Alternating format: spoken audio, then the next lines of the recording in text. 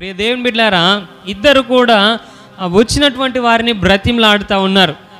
దయచేసి మా దగ్గరికి రండి, భోజనం చేయండి, విశ్రాంతి తీసుకోండి అని ఇద్దరు కూడా బ్రతిమలాడుతూ ఉన్నారు. అబ్రహాము బ్రతిమలాడాడు, లోతు కూడా బతిమాలాడు. అయితే దేవుడు అబ్రహాము దగ్గర ఉండటానికి ఇష్టపడ్డాడు.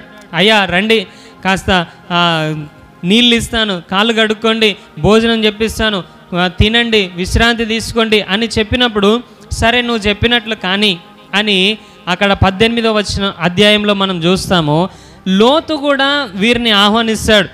లోతు గవిని దగ్గర కూర్చున్నప్పుడు ఇద్దరు దేవదూతలు వచ్చినప్పుడు అయ్యా రండి, నా ఇంటికి రండి అని అంటే అక్కడ వారు చెప్పేటటువంటి మాట ఏంటిదనంటే, లేదు లేదు మేము రాము, ఈ నడి వీధిలోనే మేము ఈ రాత్రి వెళ్ళబుచ్చుతాము అననే మాటను మనము అక్కడ చూస్తూ ఉన్నాం.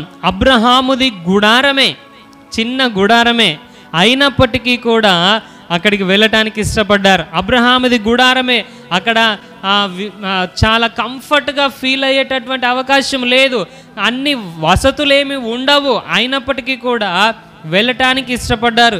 చెట్టు కింద కూర్చొని భోజనం చేయడానికి ఇష్టపడ్డారు. కానీ ఇక్కడ లోతుది పెద్ద గృహమే. ఎందుకనంటే గవిని దగ్గర కూర్చునే పెద్ద మనిషి కదా, పెద్ద మనిషి అన్నప్పుడు కొంచెం ఇల్లు పెద్దగా ఉంటుందా ఉండదా? పెద్దగానే ఉంటుంది. నా ఇంటికి రండి అని అంటున్నాడు. నా ఇంటికి రండి అని అన్నప్పుడు పెద్ద ఇల్లే, అక్కడ తన భార్య పిల్లలు అందరు ఉన్నారు, అన్ని వసతులు ఉంటాయి, చాలా కంఫర్ట్గా ఉంటుంది. అయినప్పటికీ కూడా గుడారమైన అబ్రహాము ఇంటికి వెళ్ళటానికి ఇష్టపడ్డారే కానీ ఇక్కడ పెద్ద ఇల్లు అయినప్పటికీ కూడా అన్ని వసతులు ఉన్నప్పటికీ కూడా ఆ లోతు ఇంటికి వెళ్ళటానికి ఇష్టపడలేదు.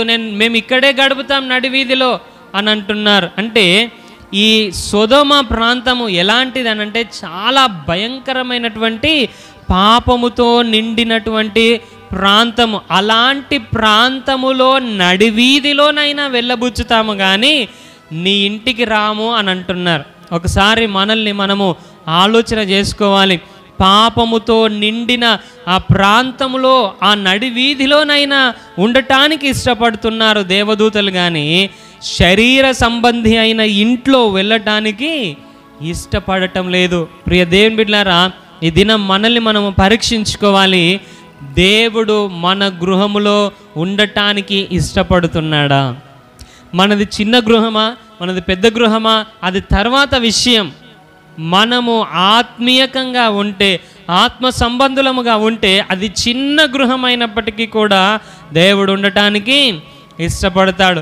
ఒకవేళ శరీర సంబంధముగా మనం నడుచుకున్నట్లయితే మనకు పెద్ద పెద్ద భవనాలు ఉన్నా అక్కడ దేవుడు నివసించడు, దేవుని యొక్క సన్నిధానము ఉండదు. కాబట్టి ఈ దినం మనల్ని మనం ఒకసారి పరీక్షించుకోవాలి. దేవదూతలు అంటున్నారు మేము రాము, నడి వీధిలోనే ఉంటాం. చూడండి.